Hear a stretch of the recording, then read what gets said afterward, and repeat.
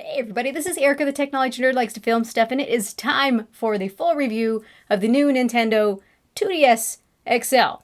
That is a naming mouthful. So what I want to talk about in this review are the good points, the bad points, and overall why I have come to really love this device. So let's go ahead and take a look at it, but really what I can say here is Nintendo, it's about time. If you follow my Nintendo-based videos, you guys know that I'm a huge fan of the 3DS line. And I actually love the 3D as it works really well for me with the face tracking. And games like Link Between Worlds are just not the same without it.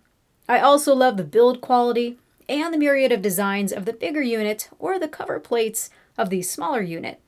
I have also loved having the choice between having the smaller unit or the bigger unit, because I'm a really small person and the XL gets kind of heavy over time. The top heaviness of the XL unit did help to aggravate the pinched nerve issues that I've been dealing with in my neck and in my back. Let's just say I played a lot. So I've been wanting something a lot lighter but still with the bigger screen. The new 3DS's tiny display can become miserable for long hours of gameplay, even though it's lighter and easier on me. It's just too small. So there was simply no solution for me, and I stopped playing for a while to let my nerves heal. This is where the new 2DS XL comes in. It cuts out bells and whistles and streamlines the experience to just the essentials. So because it does this, not only is it cheaper, but it is also noticeably lighter than the new 3DS XL, but with the same size display and internal specifications. So a no-brainer. I can play this unit without causing the strain that the new 3DS XL did. So I can play my games again! Now looking a bit at the quality, at first I thought that the 2DS felt like a well-constructed, cheaper knockoff of Nintendo's own product. Except for the 3D just didn't work. But over time I came to really appreciate what it lacked. I'm not worried about scratching it as it doesn't evoke a premium feel anyway. Its footprint is also a bit smaller thanks to the redesigned hinge and some arranging of the form factor, so I can easily pop it into my bag and take it with me. And the top heaviness of the new 3DS XL is gone, as they removed a few components. In short, I love it, and I will probably end up using it far more than the new 3DS XL units, even though I really miss the 3D. So let's take a look around it so I can point out some other thoughts. Starting with the displays, they are the same size as the new 3DS XL, and the same resolution. Also, I was able to do some measurements with the colorimeter to see if they are similar to the screens being used in the new 3DS XL. And I was able to find that yes, they appear to be very similar.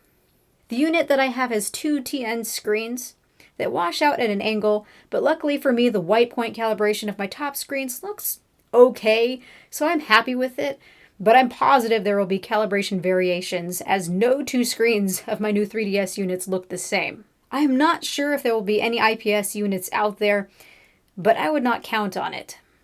Now remember when I said that they were the same resolution? They are.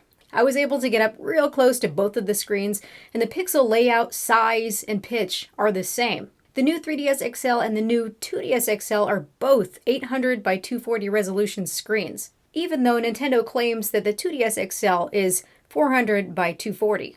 This leads me to believe that Nintendo probably used new 3DS XL TN screens that were left over, but either disabled or took away the parallax barrier that enables the 3D altogether. It makes sense for them to reuse the screens, or they would have had to source a native 400 by 240 resolution screen, and that would have taken time and resources and money that probably didn't make sense for this product. I just find it strange that Nintendo states in the specs that it's a 400 by 240 screen.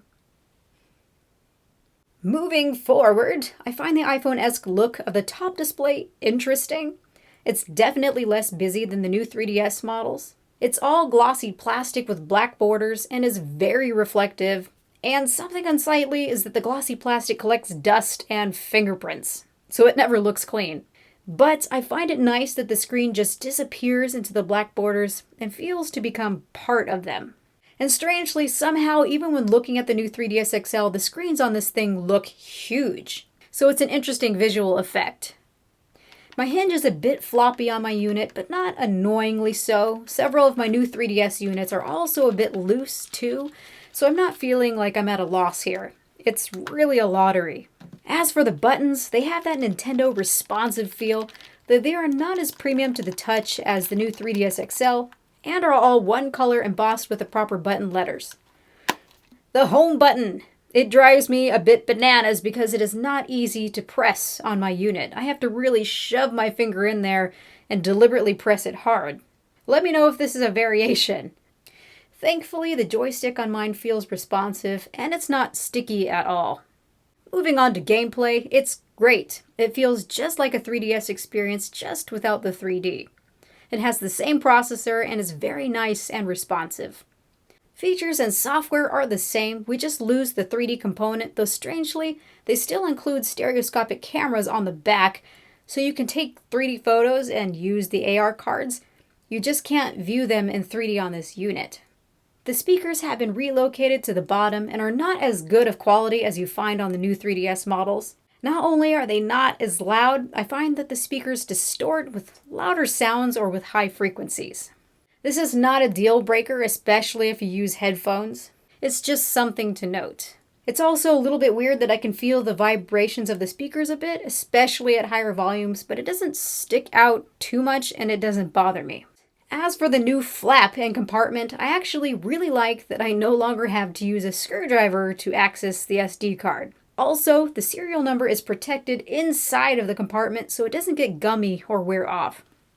I was worried that the flap would break over time with opening it and closing it constantly, but it feels really stable and I'm not worried about that anymore. One thing that irks me a little bit is that the bottom doesn't have the little plastic feet that the 3DS units have, so I expect the bottom to become hopelessly scratched or worn over time. And this is where getting a skin is probably going to be helpful when they start arriving in online stores. Now moving on to the stylus. The size is hilarious and works great for my tiny hands because they are so small, but for regular people who have adult-sized hands, it's not going to work. It's definitely meant for kids in mind. Lastly, battery life. And in my experience over the weekend, it's been a mixed bag, and I've heard mixed things too. So I just found out from iFixit that the 2DS XL has a 1300 mAh battery inside of it versus the new 3DS XL, which has a 1750 mAh battery inside of it. So now this kind of confirms to me why I've been getting about an hour less of gameplay until we start seeing the low battery indication. So it's got a smaller battery. I'm also a bit sad that the battery isn't technically user replaceable anymore. I can do it as I'm okay with taking things apart, but it's not for the faint of heart. So overall, this is the perfect unit when comparing price to features, and it's about flipping time that we have a light option with a bigger screen. This is a solution to a problem I thought they would never address, and I am a huge fan.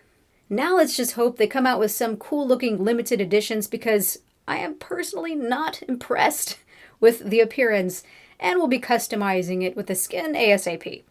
So let me know what you guys think about the 2DS XL and if you'd rather go for the 2DS XL for $50 cheaper or just get the 3DS XL, new 3DS XL, or even the smaller new 3DS unit that they have discontinued.